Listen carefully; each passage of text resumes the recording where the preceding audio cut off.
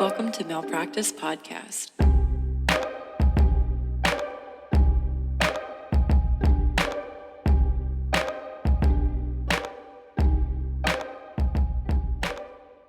Hello, are you ready to get started? I'm ready, and we're twins today. I always have to stop myself from calling you Kitty Whiskers when we get on Zoom. Oh yeah, same. Jess and I call each other Kitty Whiskers. By the way, I'm Sydney. And I am Kitty Whiskers. I'm Jess. This is Malpractice Podcast. Malpractice in the morning. Welcome. I made myself a honey latte this morning. Mm-hmm. In the mug that you gave me. It's a really good mug, and it's a really good honey latte, so I'm having just a great morning. I have an iced decaf latte. A vanilla? Yeah. You always get a vanilla latte. I do. You know me. You love a vanilla latte. I'll get weird with a latte. I like lavender or something. I like lavender honey. Yeah, lavender honey. That's a good combo. There's a place near us that does a stroopwafel. I know who you're talking about because I love that place. Yeah. They do a stroopwafel latte. Yep. When I lived in Houston, Sydney and I would go there all the time. Yeah. They were actually kind of rude to me the last time I went there because he called out stroopwafel latte. So I went and picked it up and started drinking it, and he was like, oh no, that was for that guy. Was it the same order from the guy? It was the same order. We had the same order. Well, then just make the guy one. I turned to the guy and I was like, I'm sorry I jumped you in line. And he was like, no, it's cool. But the barista was like, how dare you? Listen, they're highly caffeinated. Is that on me? No, I don't think so. Thank you. If someone calls out, if you don't ask for someone's name. Yeah. And you call it an order and it's the same order, what do you want people to do? What are the odds that someone else ordered a stroopwafel latte with an extra shot? Should be high because that shit is good. It's so good. Yeah, oh, God, it was so good. It's good. I was like, they were kind of rude to me, Eric. And he was like, you could stop going there. And I was like, no, I can't because you're the only ones who have a stroopwafel latte. Anyway, that was a terrible idea, Eric. Right. Thanks for nothing. A latte is what you get if you love yourself. That's the end of the... Did you just burp? No, I just made a weird stretching sound. Oh. I'm sorry. I'm like... I thought you burped and I was like, oh my God. No, I've hit that point in pregnancy where I'm like uncomfortable. So I make noises. Like when I bend down to pick something up, I'm like, like all the time. Just don't pick it up. Stop it. I feel like the last 3 months of pregnancy are really uncomfortable, right? Oh, yeah. Mm-hmm. People look sad. When they're at like 8 to 9 months, they just look miserable. Yeah. Yeah. And I feel like that's coming for you. Oh, it's coming. Quickly. I have March, April, and then start of May. And then you're due like halfway through May, right? Middle of May? Like the teens. Teens, right. Mm-hmm. It's scary. Yeah, City just got scared for me. You can see it in your eyes. I just got scared for you. I was like, oh. My heart is beating fast. I'm like, oh, that's so soon. Oh, yeah. It's scary. It doesn't feel like May should be soon, but it also doesn't feel like the year should be 2023. So time is not real. Well, yeah. And February is a joke. February is a huge joke. Of a month. Like, yeah. Don't come at me, February. Speaking of which, there's this girl that I want to talk about on Instagram. Her name is on Instagram is freedom_Barbie, and she's a private investigator. Okay. She posts makeup tutorials. Oh, I know who this while is. She's telling stories about being a private investigator. Yeah, I know who this is. And her stories are just top notch. I've watched her before. One popped up in my feed today while I was, laying in bed on Instagram Reels for hours. It's fine. My morning routine. It's fine. Sure. No judgment. This video popped up in my feed. She was talking about a woman who had hired her, the PI, to track down her husband because he was not supposed to be going to the strip clubs, and he was going to the strip clubs. Bitches be tripping. Turns out the client who hired her is the next stripper up on stage, who walks out on stage, and her dad is also in the audience, the stripper's dad. Jess's jaw just hit the floor. Wait, send it to me. It is the most juicy gossip drama. I will send it to you. I love it so much. Follow her. I was like, so invested in this story. Oh, same. Yeah. Are any of them in the medical field that we could then incorporate? Oh, if only. Yeah, I'm into that. Anyone here a doctor? Stripper doctor? That would... Putting yourself through medical school? Listen, no shame there. No shame in your game. No shame. I respect it. What else? I think we should get into this. Let's do this. I think it's gonna... I've been so eagerly waiting part 2, actually. I drug Eric down a rabbit hole last night because I cannot stop thinking about this case. Yeah. Okay. So last week we covered the first part of the story, which focuses on a prominent Ohio neurosurgeon, Dr. Sam Sheppard, and the, spoiler alert, unsolved murder of his wife, Marilyn. If you have not listened to last week's episode... What are you doing here? Stop what you're doing and go listen to that. This is a part 2. This is part 2. Go to part 1. Don't get crazy. Go to part 1. Yeah, don't get crazy. But just for like a quick recap, in case you are that type of person, in the early morning hours of July 4th, 1954, Marilyn Sheppard was bludgeoned to death in her bed with an unknown instrument. Some items from the house, including Sam Sheppard's wristwatch, which there's a whole thing around the wristwatch, a keychain and a key, a fraternity ring, like small trinket items like that, appeared to have been stolen. And his t-shirt. They were later found in a green canvas bag that was thrown into the shrubbery behind the house. According to Sheppard, he had been sleeping on a daybed in the living room when he awoke to cries from his wife upstairs in her bedroom. He ran upstairs where he saw a white form in the bedroom standing next to the bed, and he was then knocked unconscious. When he awoke, he saw this person again downstairs. He chased the intruder out of the house onto the beach. They fought again.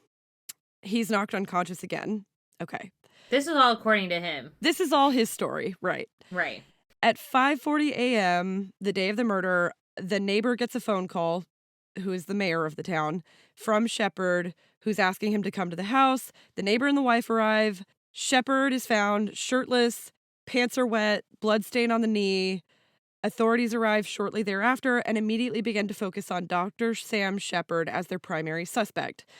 When we stopped last week, we had just started to cover the day after the murder and the entire media circus that surrounds this case because, y'all, it was like the OJ trial of its time.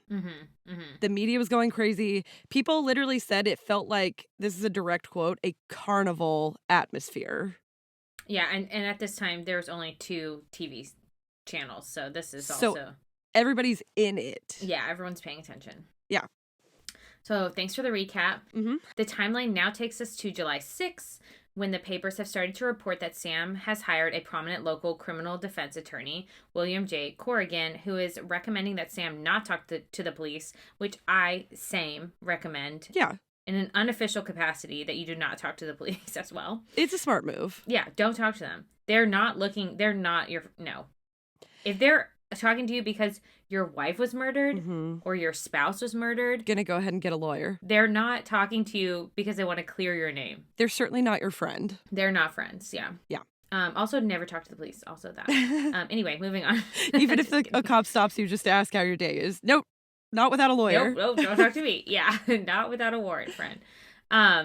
Which, not talking to the police is a smart move on Sam's part, because the police are only investigating Sam for his wife's murder. Right. But it makes people at the time suspicious. And even now, people judge people who don't talk to the police. Yeah. But you shouldn't talk to them. No. Again, soapbox, don't do it. You stay on that soapbox. I'll get up there with you. It's a small box, but we'll make room. Don't do it. And so Sam is a prominent surgeon in the community. So people start to speculate that the cops aren't going at him as hard as they would go at someone whose dad didn't found the local hospital. So there's that kind of high class guy too. In a wealthy neighborhood. Yeah. If we didn't say this in the first episode, I can't remember if we did. The hospital that Sam works at, Bayview, his dad founded it. Yeah. And when Sam goes to the hospital for his injuries after his wife's murder, Sam's brother is the doctor on call who examines him. So just something to keep in mind. Just keep it Keep it top of your noggin. Keep it in the family. Apparently. I mean, honestly, if you can. On July 7th, they held the funeral services for Marilyn. Their 7-year-old son, Chip, does not attend the services because of the extensive and invasive media coverage. I don't know how I feel about that, but anyway, not my choice. He's 7. I feel like that's old enough to remember. Not being allowed to go. Know. It's weird. I feel like you should let him. They should have let him go, I think. I would let him go if it was my kid, but. So then on July 8th, one day after the funeral, Sam is again questioned by detectives while he's sedated in his hospital room without his attorney present. He continues to insist he's innocent and later issues a statement saying that he's fully cooperating with the authorities, which he is, against his lawyers' better judgment. They said, don't talk, and he said, I will talk. You can't stop me. He issues a statement saying, oh, yeah, I just said that, cooperating with authorities, and now he is offering a $10,000 reward for the arrest and conviction of Marilyn's killer. Remember, it's the 50s. That's a sizable amount of dough. It's a lot. Yeah, I think it's like 100. I looked it up, but I forgot to put it in here. I think it's like $100,000 in today's money. That's a good amount of money. Yeah. That same day, a local paper called the Cleveland Press runs an article that accused the Sheppard family of trying to thwart the murder investigation, quoting Assistant Prosecutor John Mahon. Yeah, I feel like that's right. Mahon. In my 23 years of criminal prosecution, I've never seen such flagrant stalling as in the case by the family of Dr. Samuel Sheppard.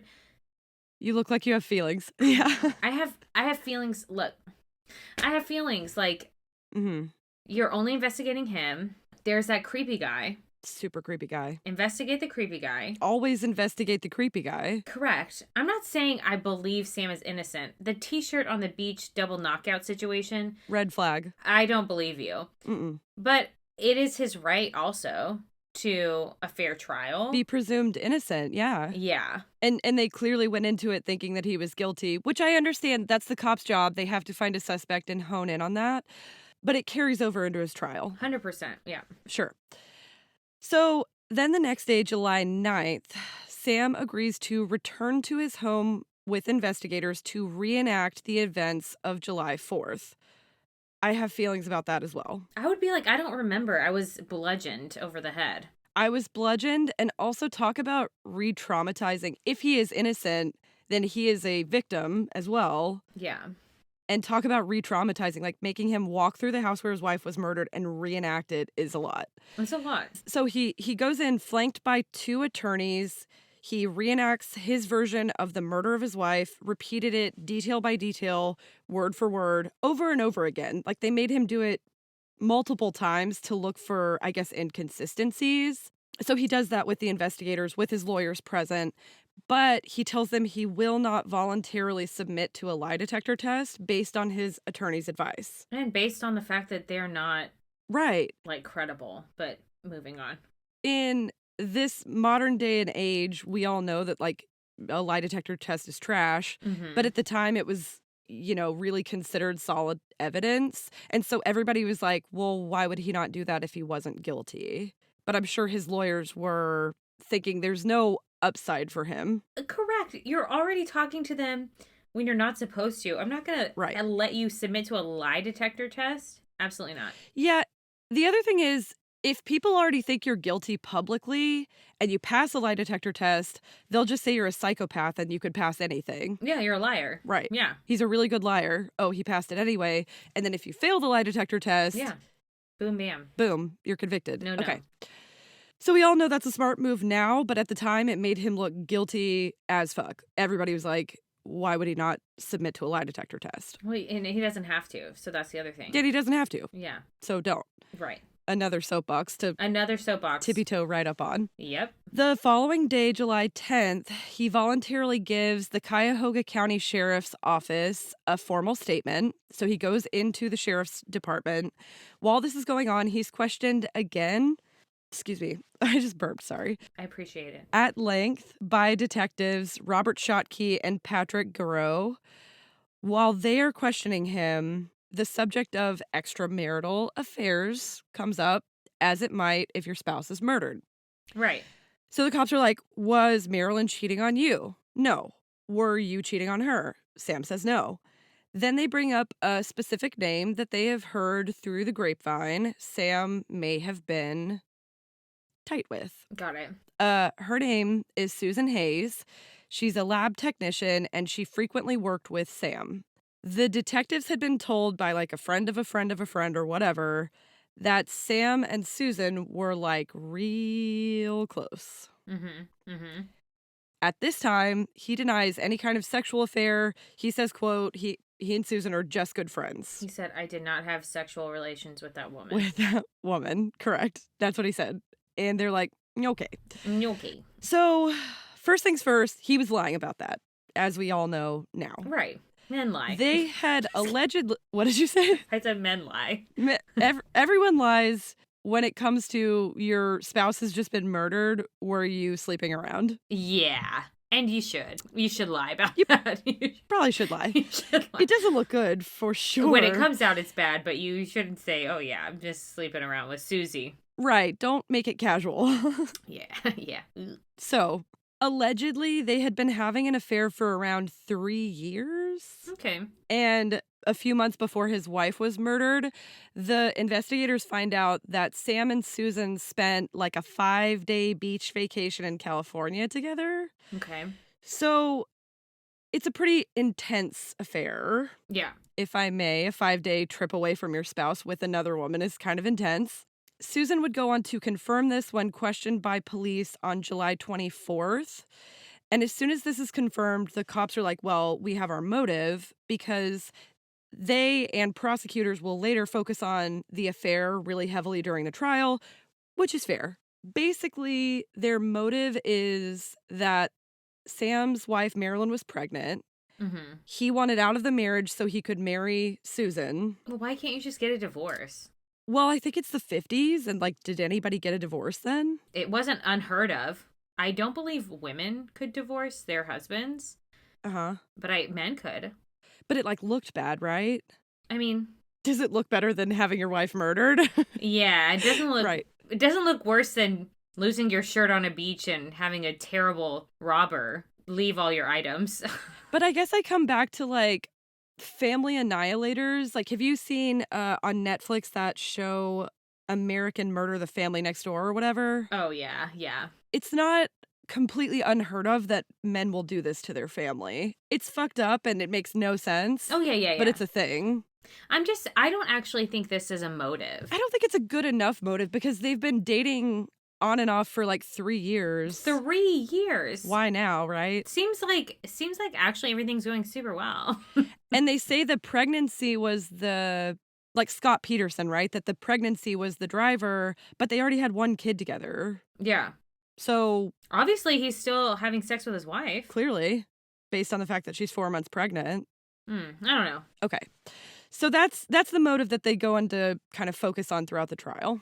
Got it. Yeah. Well, I don't believe him, but I don't believe anyone.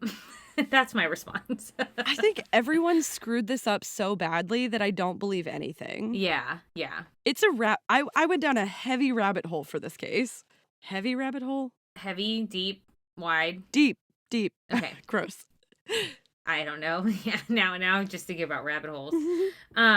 So then fast forward to July 21st, when the Cleveland Press published a front page story about how the coroner, Sam Gerber, another Sam, different Sam, the one who walked in the house and was like, this guy did it. This other Sam killed his wife. Guilty. Period. Who has always thought the husband did it, needs to hold a coroner's inquest.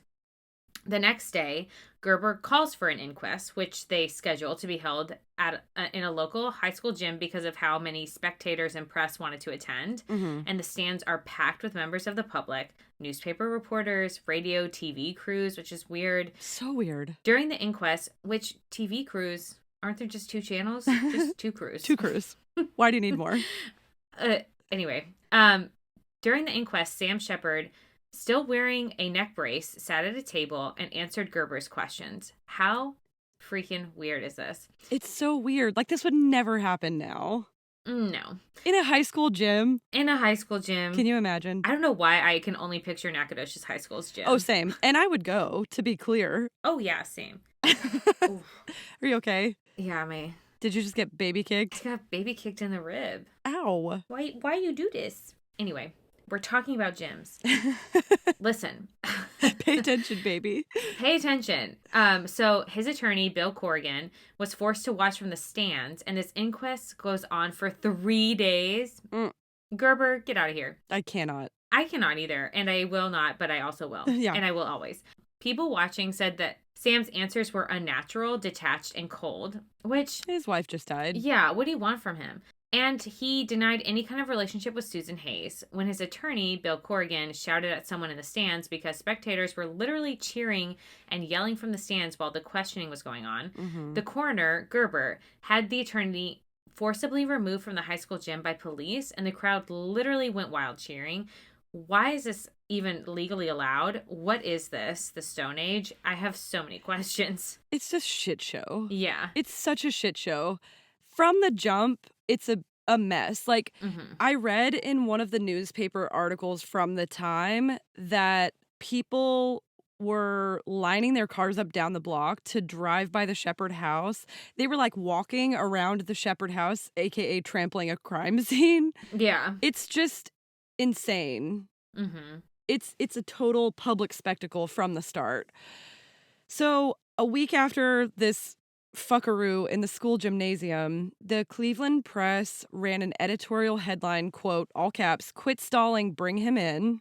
I forgot that the Cleveland Press is also the Supreme Court and law of the land at this point. Everything they say, everyone's like, well, we better do it. Oh, they totally get to decide, because as soon as they run that paper, police arrested Sam Sheppard that evening at 10:30 p.m. at the home of his parents, brought him in for questioning. It's like, anytime something gets published in the paper, the cops just do it immediately. What a great idea, cops. Let's just do what the paper says. Why didn't I think of that? Why didn't I do this? Right. I went to high school here. I went to high school in this very gym. I played basketball. Sorry. So, 2 different teams of detectives, they pick him up.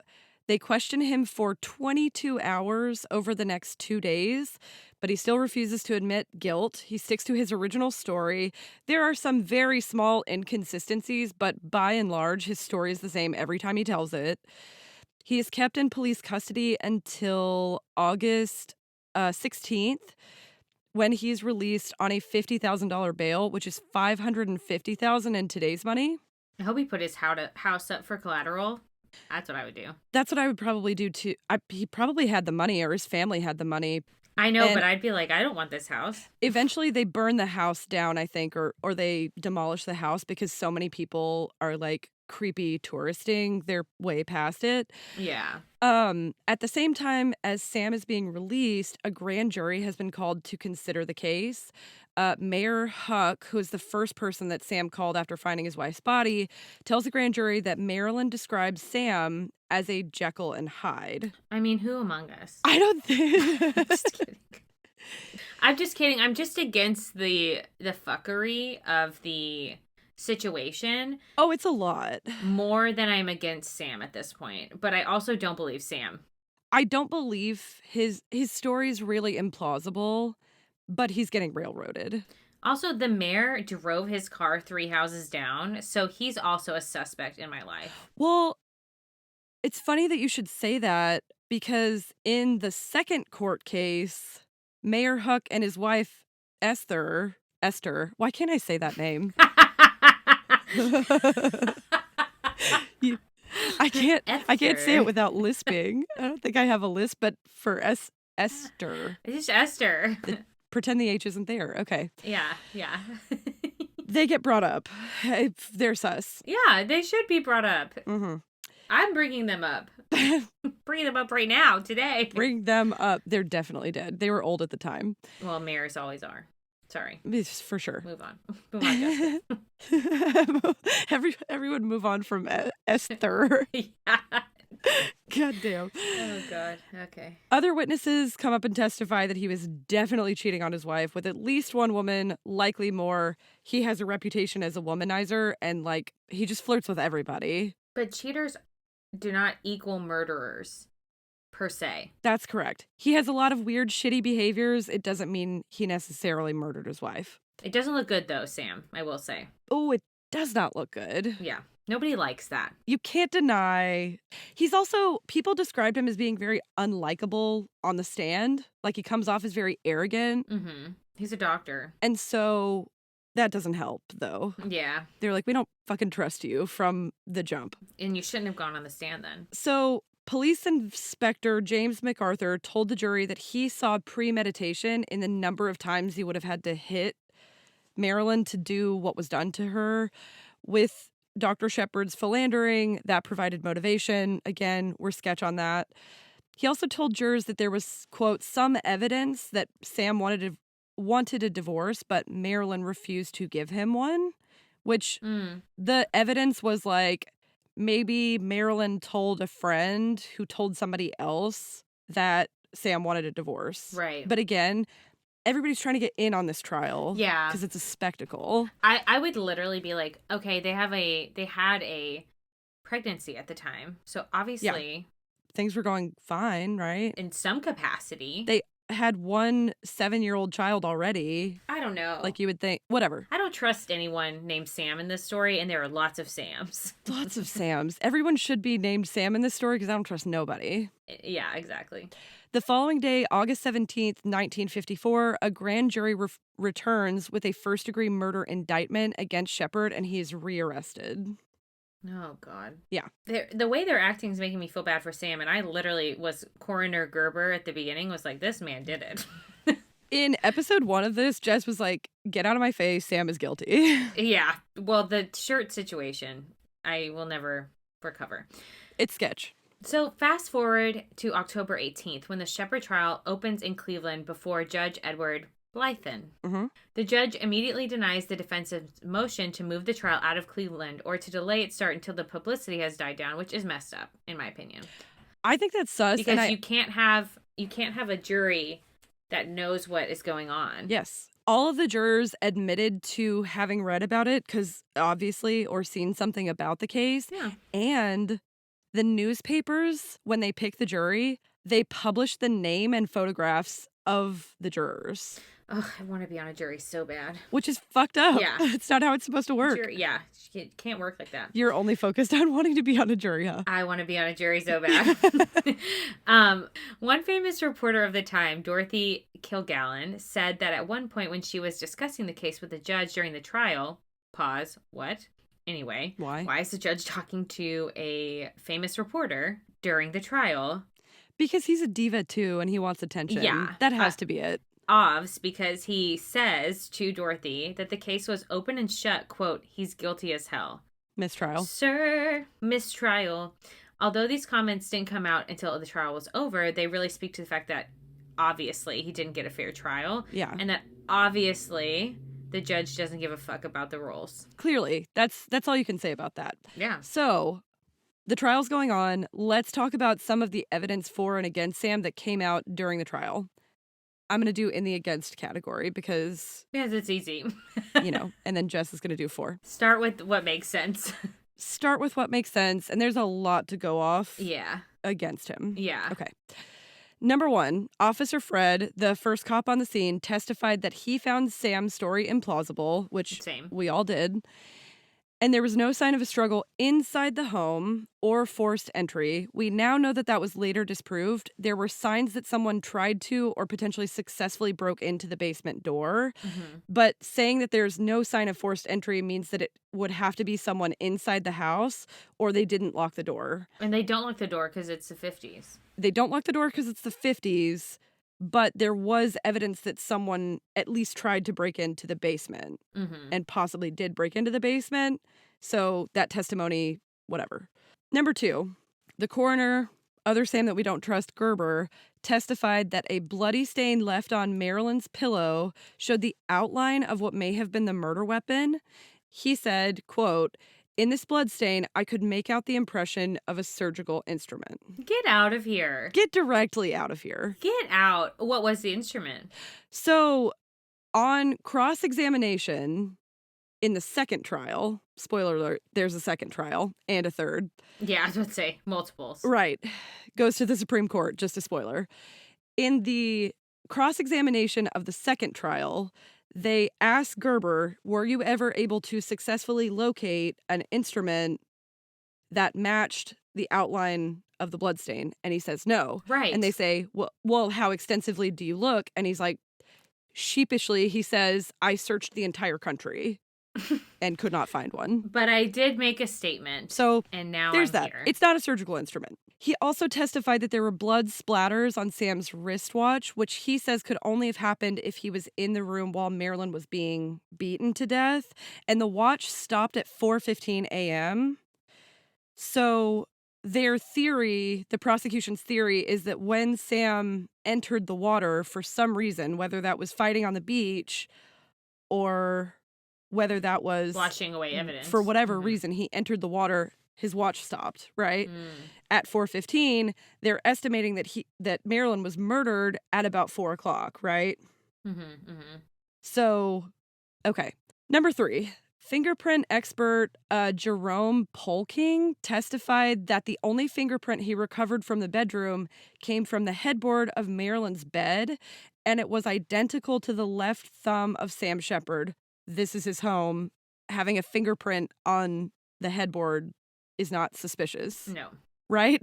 Like, that's not evidence. I bet my fingerprints are on my headboard. If Eric wound up murdered, I'd be like, yeah, of course they're there. Yeah. If they're not there, that's weird. That means I cleaned. That's sus. Yeah. For sure. Number 4. This is a weird one to me. The Sheppard family had a dog named Coco, big dog, who almost always barked when strangers were around. During the night of the murder, Coco never audibly barked, according to the neighbors. Yeah.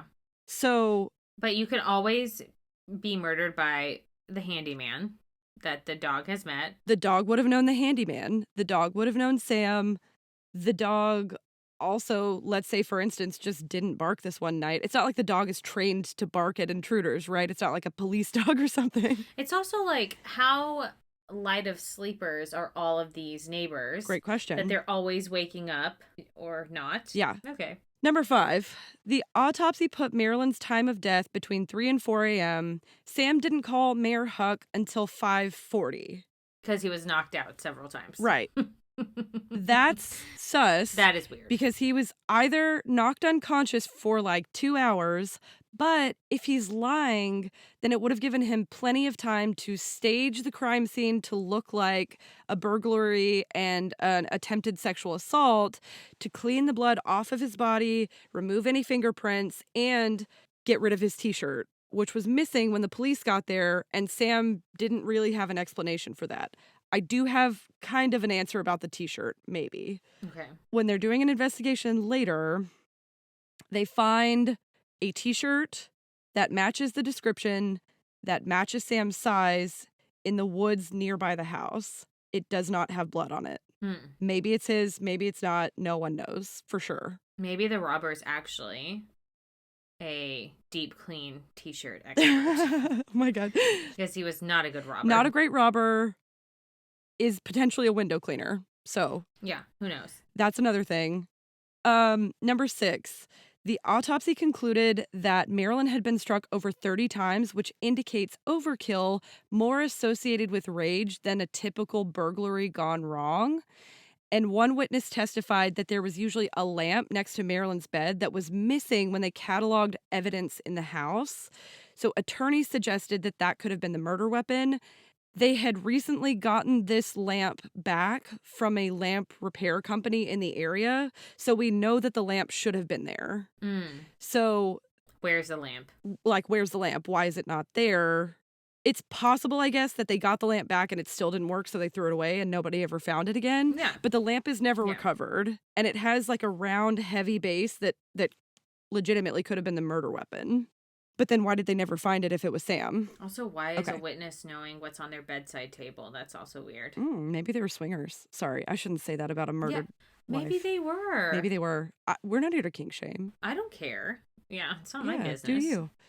I mean, he was cheating on her with like everybody, so he was at least a swinger, whether everyone involved knew it or not. Whether agreed to or not. Correct. Finally, number 7, on December 1st, 24-year-old Susan Hayes testified that she had had an ongoing affair with Sam. Knowing that he was a married man, Sam lied about the affair to the police, and they argued that that gave him a clear motive to murder his wife. With that, the state essentially rested its case because they were like, he was cheating on his wife. We know that. Yeah. That's the motive. End of discussion. That's a lot of evidence. That doesn't look great for Sam. And to be fair, I also... I know Sam is lying about things. Like, I think he's a liar. Do I think he's a murderer? I don't know.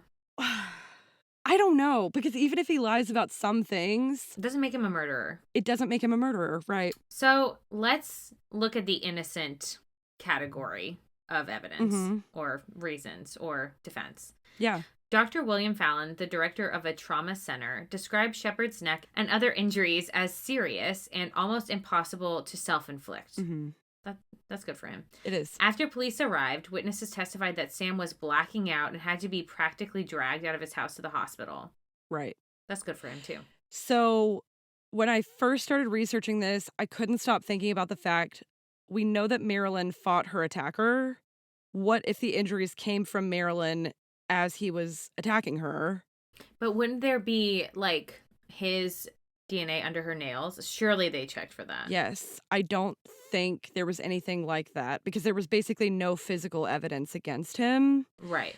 Also, Marilyn was a pretty small woman.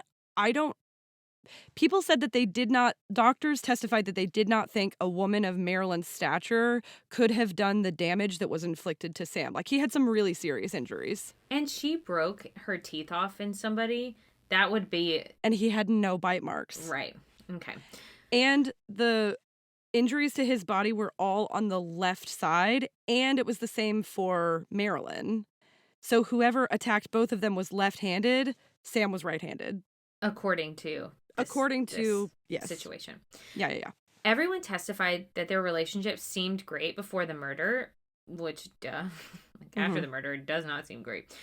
No, in retrospect. Having a dinner party, snuggling on the couch doesn't really suggest he's, like, planning on murdering her later, and it also doesn't suggest that she's mad at him or any of that. And if he did murder her after having a dinner party, I told Eric last night when we were talking about this, that is so much creepier if he did murder her because they had like a normal evening with friends. With friends, yeah. While he was like planning to murder her. Right.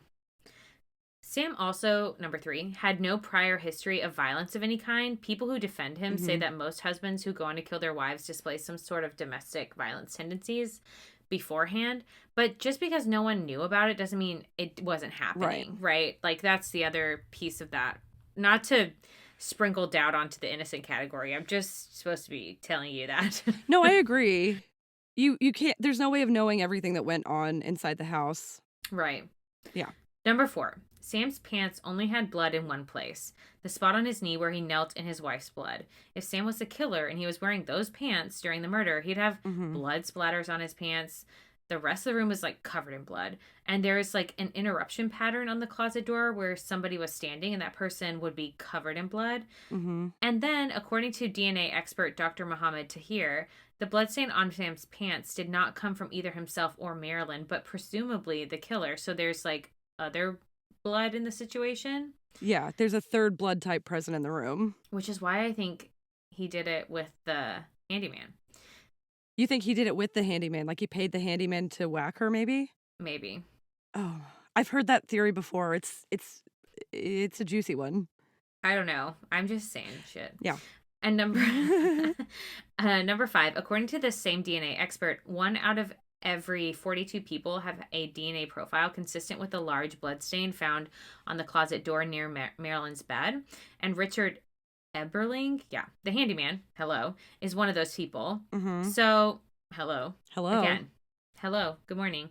Good morning.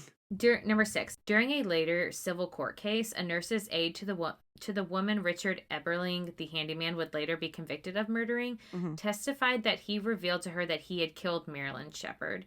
He told me he had killed her and that he hit her husband on the head with a pail, and that, quote, the bitch bit the hell out of me, end quote. I think also he had her cocktail ring. He had one of her rings. So at the very least, he stole from the family that he was cleaning the windows of. He's a not good robber. Hello. And he's later convicted of killing another woman. He's clearly capable of murder. I lean handyman, man. I lean there too. I think I do. I think I'm leaning there.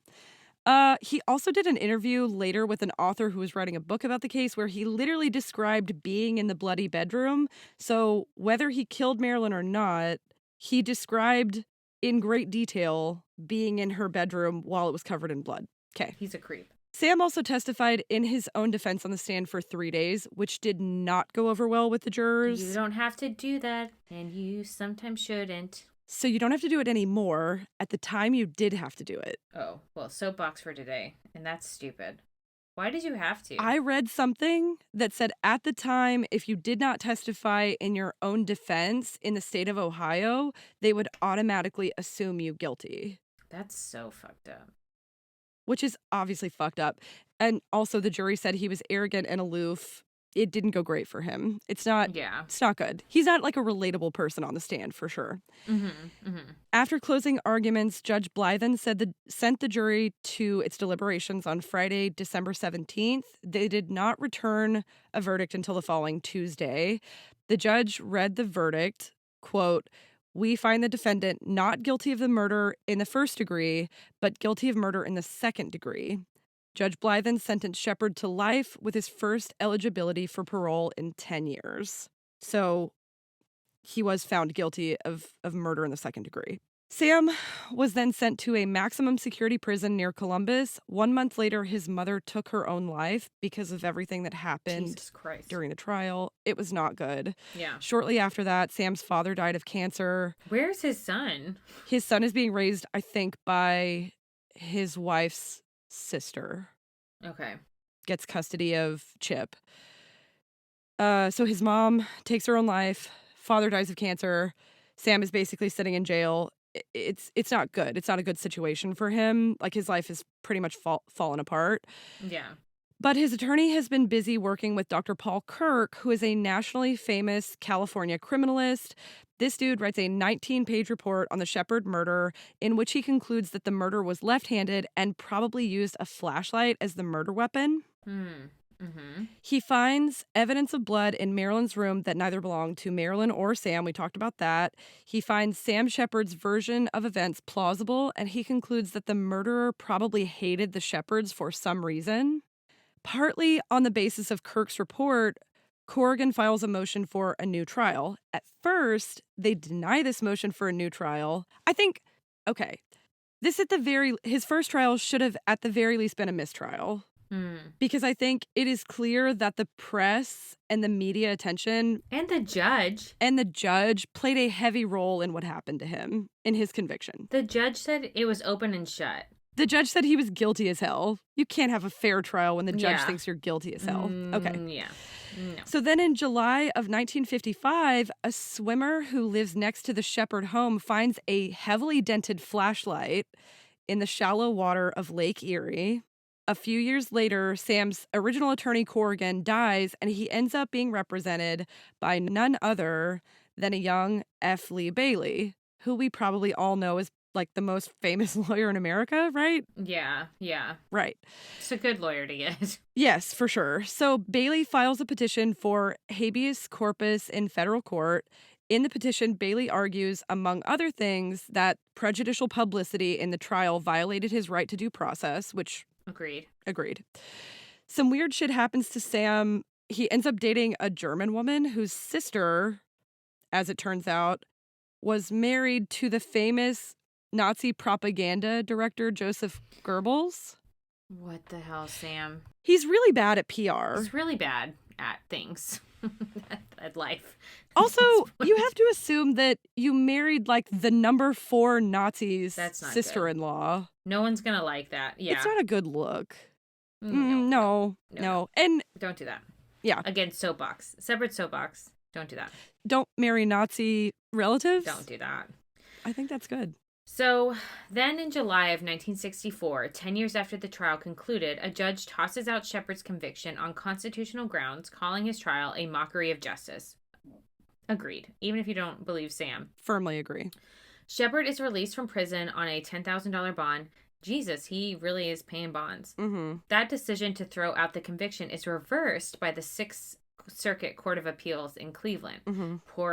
Honestly, whatever you feel about this, like, he's back and forth. The whiplash is strong. Flip-flop. Yeah. Eventually, in 1965, the U.S. Supreme Court agrees to hear the Sheppard case. In an 8-1 vote, the Supreme Court reverses Sheppard's murder conviction on due process grounds, saying that the publicity surrounding the case likely affected the jury's verdict. Duh, hello. Good call. Prosecutors, announced that they plan to retry Sam Sheppard for his wife's murder, and a second trial starts on October 24th, 1966. They go through the entire second trial. Then on November 16th of 1966, the jury finds Sam Sheppard not guilty in the retrial. Yeah. Yeah, he needed a retrial. He should have had one before he sat in jail for 10 years, but unfortunately that's how it goes sometimes. Yeah, he did. So Sam at this point is free, clear of all charges, not guilty. Yeah. He marries his third wife, Colleen Strickland, whose dad is a professional wrestler. And then in what I find personally to be the most bizarre twist in a very bizarre case, Sam Sheppard goes on to become a professional wrestler, working under the name of Sam the Killer Sheppard, which is, at the very least, done in extremely poor taste. And at most, it's like OJ writing a book called If I Did It, which also happened. Mm-hmm. He writes an autobiography called Endure and Conquer, which, did he, though? Yeah. He also, this is, if you look up this case, in the foreword of the book, there's a line that says, did Sam Sheppard do it? And then it says, critics will say yes. And Sam Sheppard signs the book and then writes yes over the line, did Sam do it, for one of his fans. And people are like, why would you write yes there? Oh, Sammy. Sammy. Yeah. It's not good. Then in April of 1970, Sam Sheppard dies of liver failure at the age of 46. I think his life had spiraled pretty hard at this point. Yeah, sounds like it. I mean, basically everybody in his life besides his son and second two wives passes away. He had a hard life. Liver failure indicates he was probably not living in a great way. You know, I don't know how you could go through all of this and not be heavily affected. Yeah. I don't, you know? Yeah, I think it's really rough, especially if he didn't do it. But I don't know. It is. It is, but I don't know, and I'm still so torn about it. So then in the year 2000, a third jury is convened. Sam and Marilyn's son, Chip, asks the third jury to consider awarding the Sheppard family damages for wrongful imprisonment. Mm-hmm. And that jury sided with county prosecutors, saying that they could not conclusively prove that he was innocent. So he can't be proven guilty. He can't be proven innocent. Yeah. In 2001, a book on the Sheppard case came out that concluded Sam was clearly innocent. 2 years later, another book argued just as forcefully that the first jury got it right and he was guilty as charged. It's a lot. As far as this case goes, the murder of Marilyn Sheppard is still technically unsolved. Even after 70 years and 3 separate trials, 2 of which technically ended in convictions or the inability to rule him as innocent. Mm-hmm. So now we engage in wild speculation. What do you think? I think that the handyman did it. I think he did too. I'm glad we agree. I think Richard Eberling is guilty. He died in jail while he was in jail for murdering a different woman. I think Eberling did it. I think so too. And I think he really hit the shit out of Sam. Yep. And I don't know about Sam's whole story, but I think he was injured enough, like with the doctor's description, that he had no idea really what happened. Like, that's what I think. Yeah. I think we agree. I think we're on the same page. And the handyman seems like an idiot, so it would make sense for him to steal stuff, put it in a green bag, and then throw it in the shrubs. Yeah, it does. And also, I was thinking about the green bag. Maybe he just went in there and took, like, the most valuable pieces out because he had one of Marilyn's rings. How did he get that? Well, he's obsessed with her. So how did he get that? And then why would he later confess to someone that he did it? Yeah. Like, why would you ever tell someone you murdered someone, right? Right. No, he did it. He's a dummy. I think he did it. And that's all we know about that. He's guilty. Yeah, he's guilty. Bing bong. That was it. That was easy. Guilty as not charged. Yeah, literally. We hope you liked this episode. If you have a recommendation for us to cover a similar Crimington topic, please send us a DM on Instagram, Malpractice Podcast, or an email, malpracticepodcast@gmail.com. And let us know what you think. Who do you think did it? Oh, yeah. I would love to hear some wild speculation from our audience. Yeah. You can like, subscribe, and leave us a review wherever you listen to podcasts. You can also find our stuff on YouTube if you want. I think that's it. Yeah. And don't forget, malpractice makes perfect. Bye. Bye-bye.